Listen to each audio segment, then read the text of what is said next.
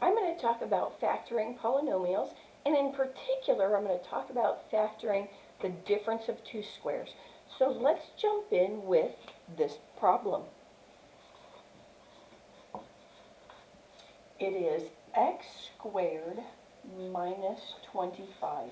Notice that it meets the requirement of being in the difference of two squares. That's a minus, so it's a difference. And x squared is a perfect square, and 25 is a perfect square also because it's 5 squared. Now to factor this one, let's treat it as if it were a trinomial, and we can use our trial and error strategy. We have x squared plus 0x minus 25. And with a trinomial, you have an expectation that will factor into two binomials. So let's set up our parentheses. Our x squared gets broken up into x and x. This last term is negative, so we expect the signs to be plus and minus. And with the number 25, we have a choice of how to break it up. It could be 25 and 1 or 5 and 5, but notice we're shooting for a 0x in the middle. So I would try the 5 and the 5. And if you were to multiply these binomials together, notice you'd have the x squared and the negative 25 for sure. And the 0x would come from the negative 5x on the outside and the 5x on the inside. And we have our binomial factored. Let's look at another one. X squared minus 49.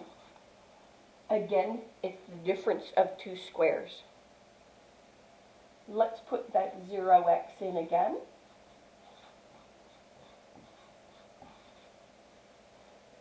And we'll do it much the same as we did in the previous example. I set up my two sets of parentheses. I split up the x squared into an x and an x.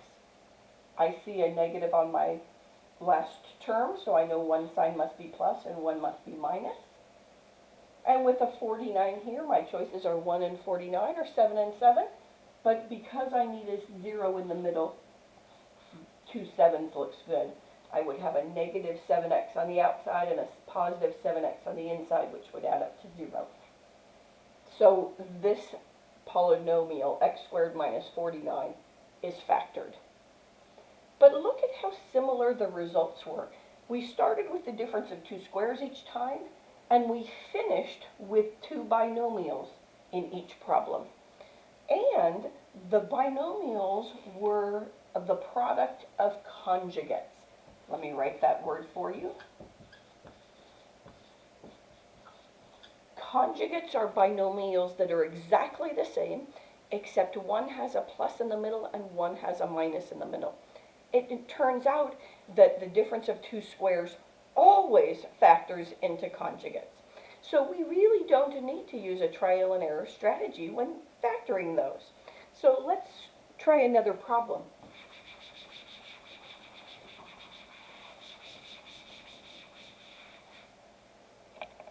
We'll look at a squared minus b squared.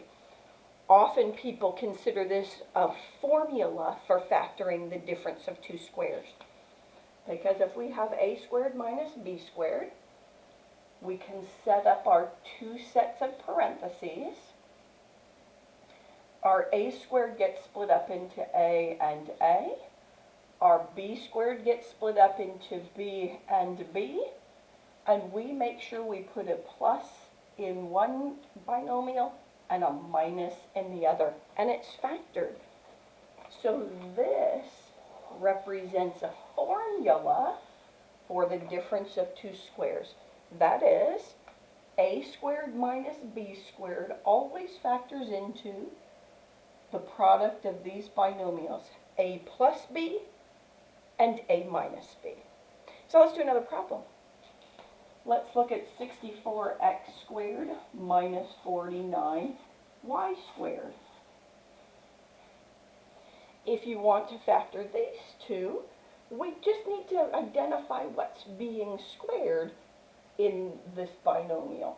Well, for this 64x squared, I'm going to put 8x parentheses and square it, because 8x times 8x is 64x squared. Similarly, 49y squared is 7y times 7y. And we have our binomial rewritten this way, with 8x playing the role of A and 7y playing the role of B in this formula. But we now can go right to our result. We know that it's going to be conjugates, so I would have 8x plus 7y times 8x minus 7y. And it actually doesn't matter if you have the plus in the first binomial or the second one. Sometimes people put it as 8x minus 7y and 8x plus 7y, and that's totally fine. Let me mention one more thing, and that is you don't have to actually write this intermediate step where I have the 8x being squared and the minus 7y being squared.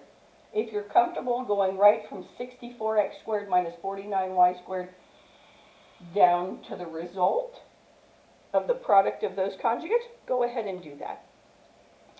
Let's look at this problem.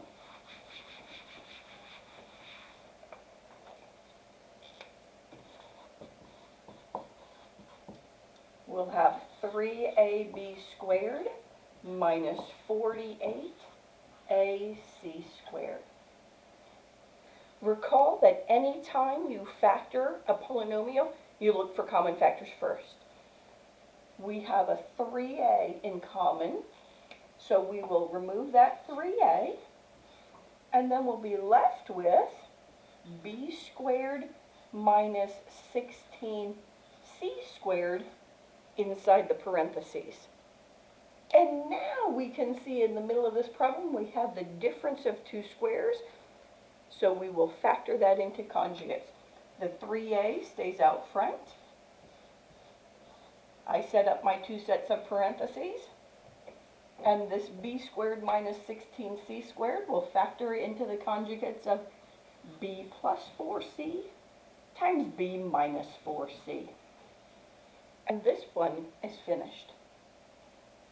I'd like to address one more thing, and that is this. Suppose you had the sum of two squares, a squared plus 25.